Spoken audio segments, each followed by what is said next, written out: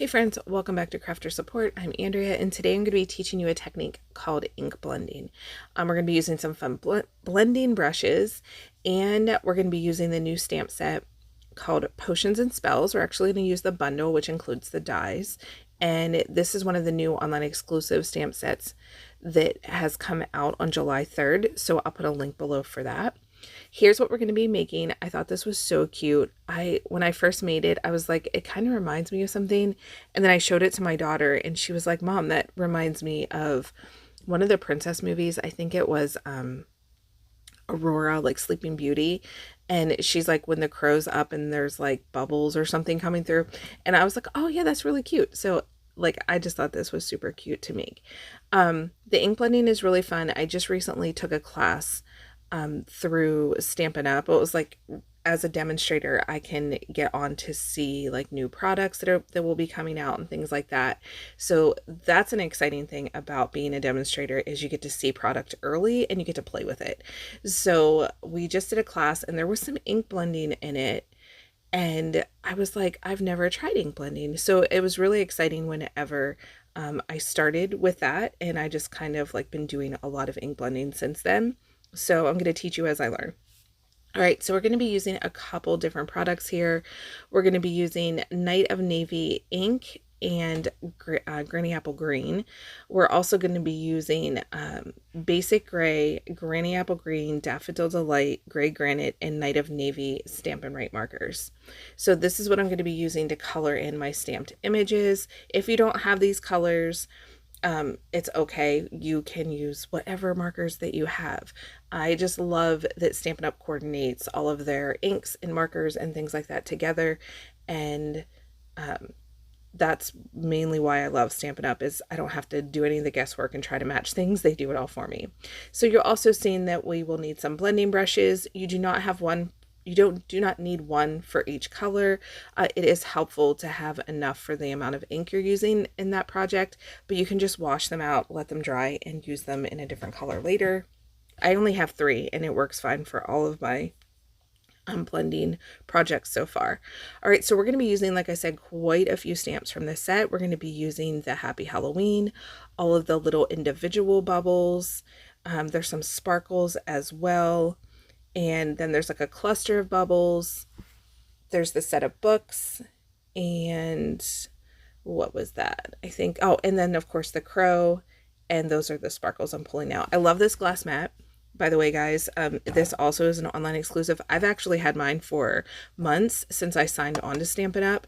And it's very nice to keep track of all of your things, along with that little white tray beside it. I'm also pulling out the 2 dies that I'm going to need.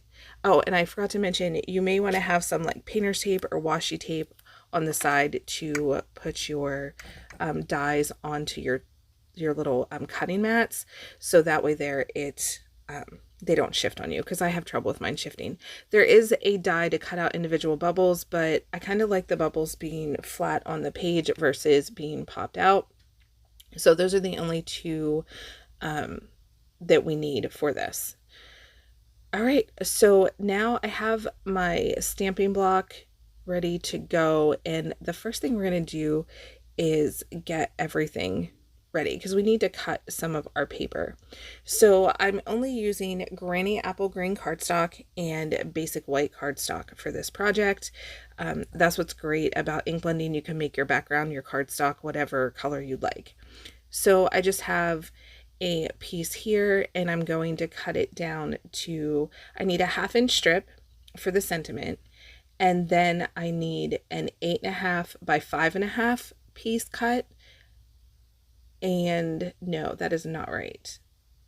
I need a 4.25 by 5.5 piece cut with this. And our Granny Apple Green is going to be cut at 8.5 by 5.5, scored at 4.25. So really, it's just a matter of getting our card base down. Now, I'm cutting this white piece the same size as the actual card base, but we're going to trim it down before we actually put it on the card. I like to give myself a little bit of extra blending room and stamping space, so that way there I can have that little bit of edge to trim off, because your edges do get a little dark whenever you're blending, and I just didn't like the dark edges. All right, so here is the 1/2 inch strip that I'm cutting off for our sentiment. It doesn't need to be that long, but just make sure it's long enough for your sentiment to go on. And there, you can't see, I'm just kind of making sure it's the right size. And then we're going to need a scrap piece that's just big enough to stamp your crow and your books, your spell books on. Now that we have all that, we're going to start with our stamping. So I'm stamping the images with Night of Navy. I think this is, for me, like, I'm not a go-to black stamping. I don't necessarily have to stamp with black all the time. I prefer to use some of the different colors. And Night of Navy is just a great in-between, an alternative if you're not going to use the Stays On or any of the black ones. So here I'm just pressing down. This glass mat is perfect for stamping on. I don't have to have anything to like press back with it. Like if, sometimes when you're using photopolymer stamps, you need that little bit of cushion behind it. I haven't found that as a need at all with this glass mat. So we're just going to stamp our books. We're going to give ourselves enough space around it and above it so that way there we can use our dies to cut it out. But before we cut it out, this is just a tip. Try not to cut anything out until you color it. It just makes it really hard to color when it's already teeny tiny, in my opinion, without being able to like move your paper around a little bit easier. So as I'm using my stamps, I'm bumping them up on my glass mat just to move them out of the way to like remind me, okay, this is the stamp that I need. I've already used this one. And now I'm going to use my glass mat lines you guys have seen me do this before, just to line up my stamp so that way there I get it straight on my stamping block. And I'm just going to, I actually tap it into Night of Navy and then I remembered, no, I didn't want it in that color. I'm using my little Scrubby-Doo that came with my glass mat. I don't know what that thing is called, a rag. I don't know. I call it a Scrubby-Doo. And I'm going to use my Granny Apple Green to stamp my sentiment. And then later on, we're going to trim it down. But, yeah, this glass mat has been super fun to work with, and you're going to see how great it is with the ink blending, how you don't have to worry about, like my regular mats, my, I don't know what they're actually made of, my, ones that, the self-healing ones, they, tend to get stained. And this one is so nice because I can just spray it with water and it cleans up the ink immediately. So I really love that. And yeah, I can't say enough about this glass mat. At first I didn't think I was going to like it just because it was glass and I was like, but I actually really, really do like the glass mat. All right, so now I'm going to start coloring. I believe I start with the basic gray. Yes. So I use the paintbrush end of the basic gray, and there's two ends to these Stampin' Write markers. I rarely ever use the smaller end just because I feel like I don't have a need for that. Like I don't actually write with it. I mainly just do coloring with the like paintbrush end. And whenever you come in to paint with, like this is how I do it at least. I go into all the highlighted areas that this stamp leaves and then I color that in with my marker. And then I just come back with the lighter color and I go over all of the other parts. So Stampin' Up! Does sell Stampin' Blend markers. I've never used them and I'm kind of intimidated by them. So to be honest, I don't know about those markers, but I eventually will try them someday. It's just for the price that they are and for what I can do with just these markers, I think that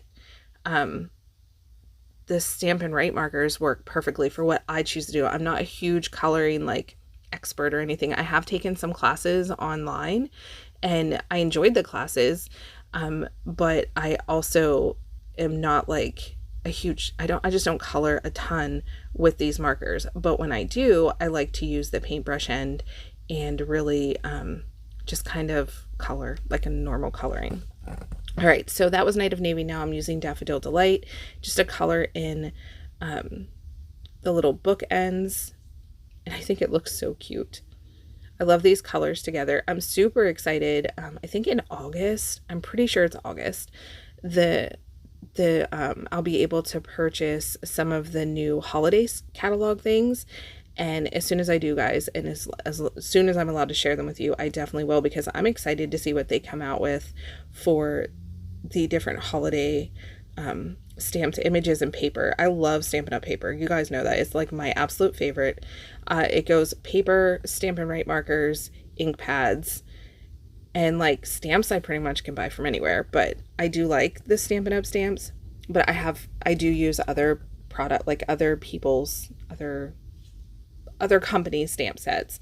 But the markers and the ink and the paper is by far my absolute favorite. So now I'm just getting out my little mini die cutting machine from Stampin' Up! And I'm going to use, like I said, some washi tape it's like not my favorite washi tape. I have a ton of it. So I'm just using this. I'm trying to take some of the stick off of it. And I'm going to tape down my dies just so they don't move around. I really wish that Stampin' Up! Would make which I could probably make my own, I don't know, a magnetic sheet to go under, like cut for this machine, so that way there I could just lay my dies down and I know for sure that they're going to stay in place. That's something, I mean, I guess I could write into the company about, because I just think it would be so much easier just to drop my die on, line it up, and be done, versus worrying about taping it. So it's something to think about. I do have a magnetic mat for my Cricut die cutting machine. It's a handheld one. It's not like a Cricut electric cutting machine. It's just a roll through one, similar to this one. But that's the only reason I haven't purchased the bigger one from Stampin' Up! It's because I already have the same machine, but it's just from a different company. So here I'm just pressing down on the edge of the die and the paper. I'm not pushing it into the part that I colored. I just wanted to hold the die in place, really. All right, so now I'm just lining up my plates, and I'm just going to give it a little push through. And this little mini is so easy to use, and I really do like that it's so compact. All right, so we can put that out of the way.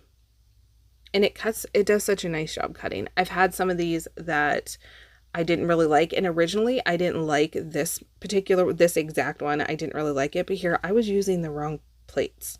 So sometimes whenever you get a product and you try it out and then you're like, oh, it's terrible, don't tell people until you make sure that you're using it properly. Because that was what I did. I was like, oh, this thing is awful, I'll never use it. And I gave it to my mom, and I was like, I don't really like it. And she ended up never really using it because she wasn't into like doing the dies and things. And then when I got it back, I was like, okay, I'll give it one more try because it's still in the catalog. And then I realized the whole time I was using the wrong plates, and that's why it wasn't working the way it should have. So I was just kind of guessing on the plates back then, even though it's clearly marked on the plate which plate you need to use. I just didn't pay attention ever. So now we're going to get into the fun part, which is the ink blending. So again, this is just a piece of basic white cardstock cut at 4 1/4 by 5 1/2, and we're going to trim it down later. So the first thing I'm going to do is just rub my little blending brush gently into my green, and I'm going to tap it off on my glass mat, and I'm just going to do circles, like just gentle circles, building it up as dark as I want it, or as, only doing it as light as I want it with the Granny Apple Green. And then I'm going to do the same with the blue. And when you tap off, you're getting that harsh initial ink off of your blending brush, and tapping it on the glass mat makes it so much easier. I don't have to worry about having like a paper towel there or wasting another piece of paper or anything like that. And once you get all that done, now you can just stamp. So the ink blending is really easy to do.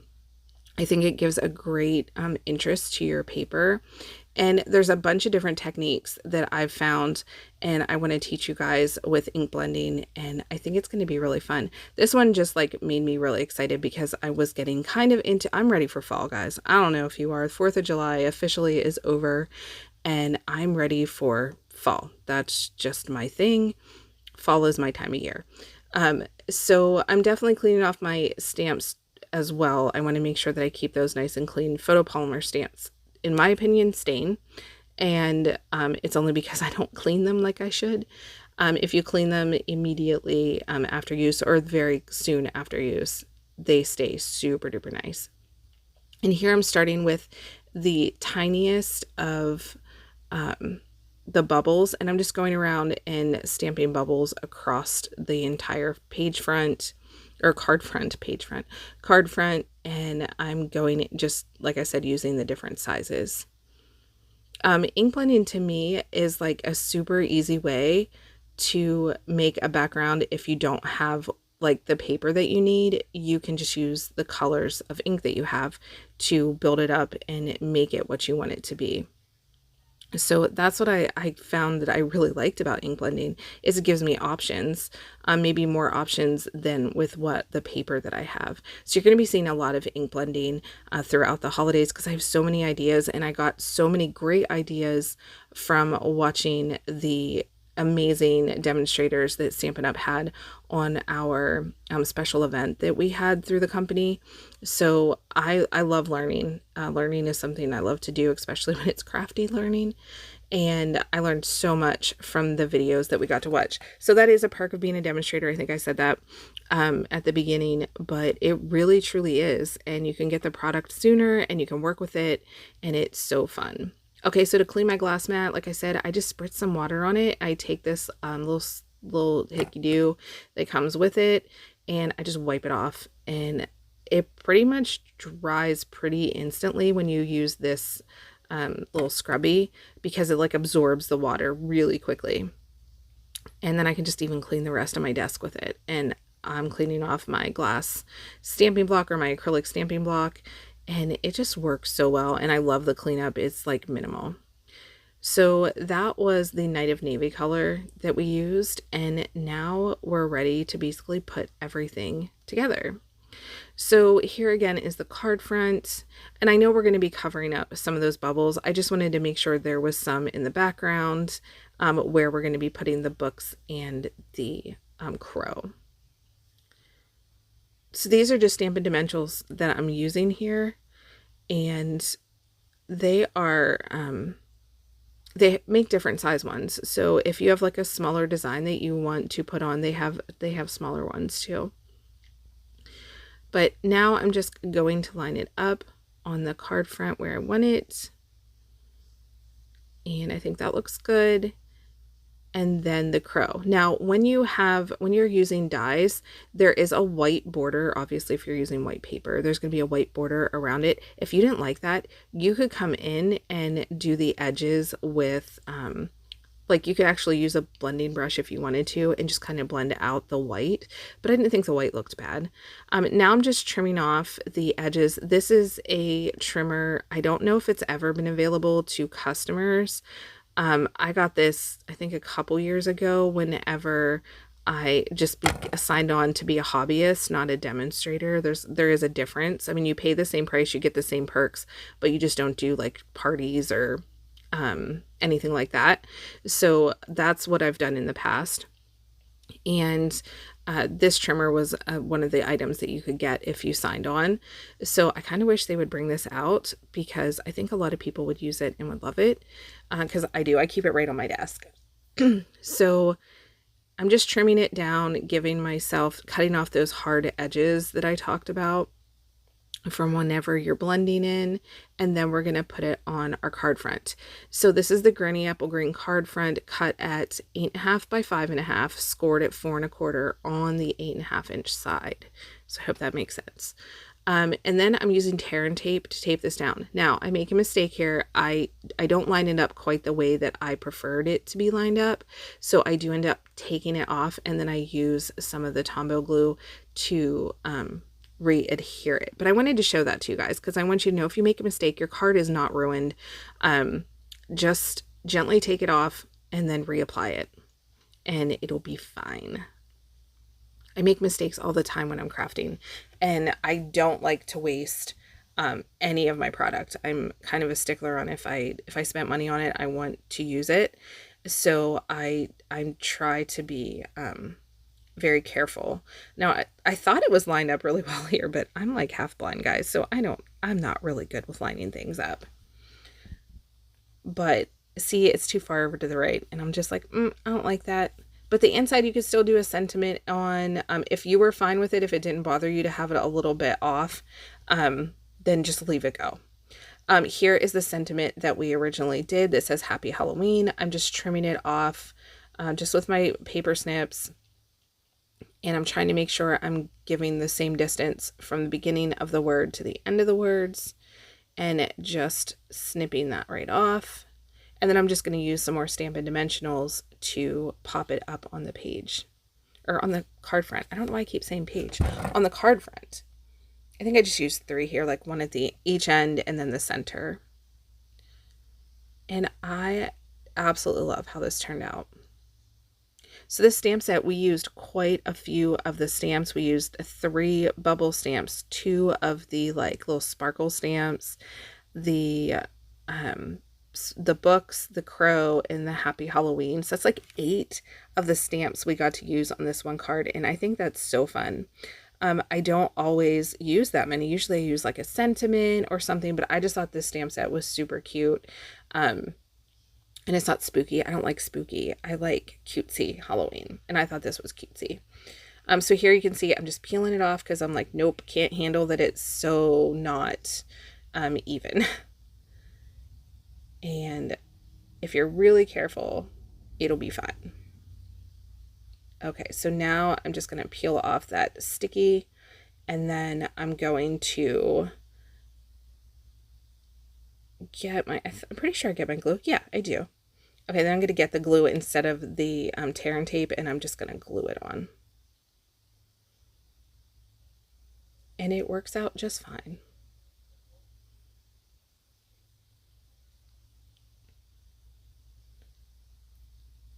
The only thing I don't like about the glue is I get it everywhere, and then everything's sticky because it's like a permanent / not permanent glue. And plus, but with the glue, you have some wiggle room to lay your design down and try to like center it up a little bit better. So there, and if it tears your the background, like say it tears, just trim it down on the backing, like trim it down while it's still on the green, granny apple green cardstock, and then put it on another layer of granny apple cardstock, so you're not really wasting a whole lot. All right, so this is the stamp set. Like I said, we used a ton of the images on here. We used 2 of the die cuts and a lot of the Stampin' Right colors that are so great to have. I think they're like I should do a video on everything that I use, like pretty much every time I stamp, so you guys can see exactly the products that I use the most from Stampin' Up, because I'm always very like transparent with you guys. If I don't use something, I'm going to tell you, but that doesn't mean that you won't like it. But if you're interested in just what I use, I can do a video on that. And I mean, you guys can really see it in my videos. You always see the same stuff that I like to use. So the Stampin' Right markers are a big one. The die cutting machine has quickly become a new favorite, and I love that the stamp sets have these little images on the inside, so you know if you're putting all of them back, because I have a tendency with a photopolymer to miss them and like think I picked them all up off my desk, and later on find them and I'm like, dang, what stamp set did this go with? But these will show you, hey, you're missing a stamp, it's not in the right place, something like that. So I love that they do this. I'm not even sure when they started doing this, but it's so very helpful. So here I'm just putting my last little tinies back, and like I said, really happy with those.